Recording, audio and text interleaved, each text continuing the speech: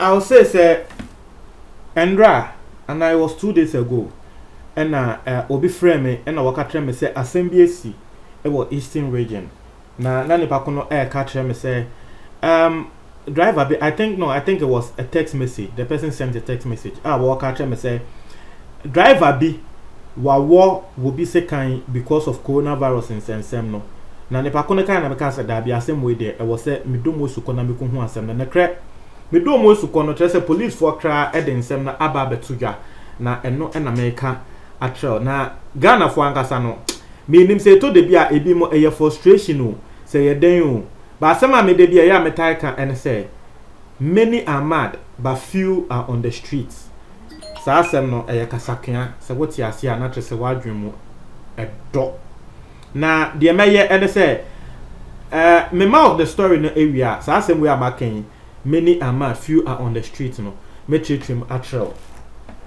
A commercial driver be a wotwi ade ayen ye friend tro commercial vehicle na ye friend no apal ato wedi 30 years police for action no na police for action no eye akwadum mambodi ni ya mo fancheme akwadum a ewo Eastern region de why and say what the passengers miensa sekan e mabaku afemu ewu eye asemben yeni ayenim se coronavirus ninti o mampanyi e de nhihye aba se wo fa trotro a one seat say nipa ba akopɛ enentina so the other seat nso nipa ba akopɛ akoye se taxi yesi sisi a wo fa taxi a nipa ba akopɛ nentina chi because of yawe na ayeden aba ninti trotro driver yi wa fa nkrofo na tre se wo fa nkrofo mo and the passengers make us say, driver, ain't it a president aka directive I am say trotro for more fan for limited number of people among fan. Would they won't fee still wo fan for na and say wo fa just say ata so. O for fa bobo so sa. Enye any kwan say we yes sir. Driver ne say ni buefu ni kuoko apai won ti bi da. And then there was a worker sa treme enu hunti driver na park e na baby a passengers na efa car no bibia wo mo kono wo mo nyendu yo they are just in the middle of the journey just halfway through the journey driver na park car no say we see some crofo na wo mo criticizing no eye won for mo nkobiom o mo nsin car nim o mo no betre ne de onye ono na ode ne car e na wo fa crofo person ofa then na mo betumi atre no hey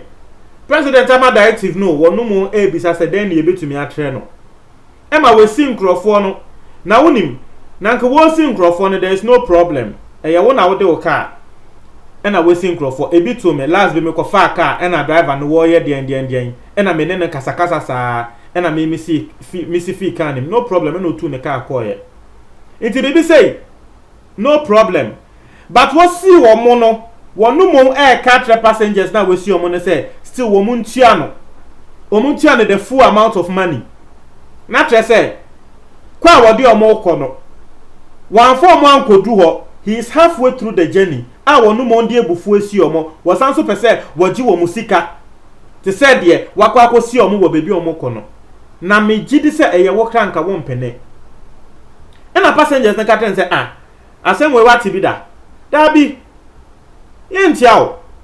ye fa ka say ye free ha akoha wan fa ye nduo in the middle of the journey na wo ubuefu a wo see en because ya kan ekre atrel so wo see ya fa omusioko na wo pese wo giska no te said ye wakwa ko see en full dabi yenye na normal obi enu a wo be sa ade no obi enu a wo be penisi yensisi ne sa passengers nso wo monye driver ne say monye yenye ene kasakasa ebufuo ye di atem omo hwe ane say driver no edi ebufuo akọ the driving seat omo fi say wokotena car nim kretu akọ se e wo sekan bi e wo ho na wokotwe sekan no oba ya one of the passengers cho the sekan na wono the other two na 3 passengers na oni omo enya sa akasakasa no the other 2 passengers ehu ya mo say we kuno ena mo ya say wo mo e koso ni mu Womo kwa ya womo nso bode sika na wo mo cho asembeni na asemwe ya asembi e wose wo twe sikan ede wo bi na fe there were other passengers in the car so mo ka say dabi say driver we ye be pene pan say driver we be di boni we na wasaso abetena car ni de ya akode ye mpene e na passengers ni asi ya wo mo echetre eyeyere driver no so driver ni mu a wo mo de no call eye police station e na passengers na bi esanso nkrofo we ya wo mo sekan no passengers na bi esanso erashe nkrofo we call hospital bi a ye friend St Joseph's Hospital a ewo Koforidua na wo mo do hospital no e na the first person na driver no wono na the impact no eso into the first person na driver no e de sekan no ewo no the den no wono ofremu ya the other two ne they are responding to treatment yes say enche ye be release yomo. You see how something very simple, something like just say adie bia nanka ubu efuka ne kwan say ubu fu no. You see how something like that ebe to me ama obi akobo obi se kan obi ti share ekunu sa akeke just like that we kuno wasting a life. Driver no car na wotwi Hyundai H100 minibus registration ER162313 just say we kuma branch here no sa keke wasting a life we unye beifu adan biom na oye unye beifu a treme what else are you etiefo asem we okwa kan the saying until now I'm coming back to Kasakya mekan me say many are on the streets. Gabi me say many are mad but few are on the streets. As a channel say Ghana has say obi a ye hu ne say wa bodam ana obi a betumi de nsa akola keto akra betumi de nsa atene ne so aka say we de wa bodam ene wo mo a sebe wo mo nsha tare a wo mo wo kwan ho. And the woman will say, oh, wait, they were bottom. Ghana has said that's how we identify mad people. Excuse my language, but people who are insane, who are mentally ill. People who are mentally ill. Now, in Krofu Bebre wa dress fine. Eko ejuma fine. But Sani Pakuno wa mental health, but a son say wa dress fine. Oko ejuma na tire shem bibia eye okay, wo didi okay, niti yen hu ni se ni Pakuna bodam. But say nipa ko ni bufu a na wo hu se he se wo no kra wa bodam se nipa ko a wo no nam kwan ho a wo te se ode adeja nam kwan ho a ye hu ni se wa bodam no because social asem we a medwen ho a etie for menti ase ma dwen ho sa menti ase is it I don't know is it that Ghana for like with some people have become intolerant because na say wo betina bibi kakra bi na wo bi ekun obi adan nipekuno like aye easy amayensa. I just don't understand.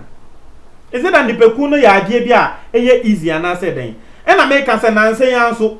wo bi ni obi just wono ankasa frɛ na danfo sɛ bra na menya enam emse na ekraman na mo sɛ den. Menya kraman nam na bra ne enre a wo mo we a just na danfo kɔfa kraman ti a worry odi ebufu eku na danfo no. Say ane me na me frɛ wo sɛ Brian Renam no but ne ti no me ka kyerɛ wo sɛ ne ti no de me mfa ho sanka odi ebufu eku na danfo no na danfo wo no ankasa frɛ no sɛ menya nam Brian Re tese this year there aside coronavirus ya wi a eba no this year na nsɛm a wo tete ni na no weird obo say very silly reason nti yekun obi anya bia asɛm won Ghana ha say won a lot of people have that ego.